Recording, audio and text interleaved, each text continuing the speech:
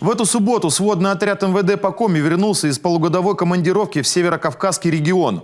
Встречали полицейских на вокзале Емикуни родственники, которые не сдерживали эмоций после долгой разлуки. И высшее руководство во главе с временно исполняющим обязанности министра внутренних дел по Коми Юрием Марченко.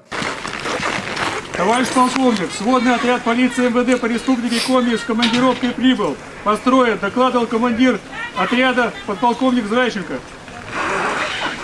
Здравствуйте, товарищи! Здравствуйте! На протяжении 6 месяцев почти 100 полицейских из Коми следили за общественным порядком на Северном Кавказе. Служба проходила в особых условиях.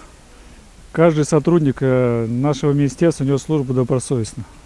Каких-либо серьезных вопросов к несению службы не было. Все старались придерживаться больших, высоких рамок сотрудников правоохранительных органов нашего министерства.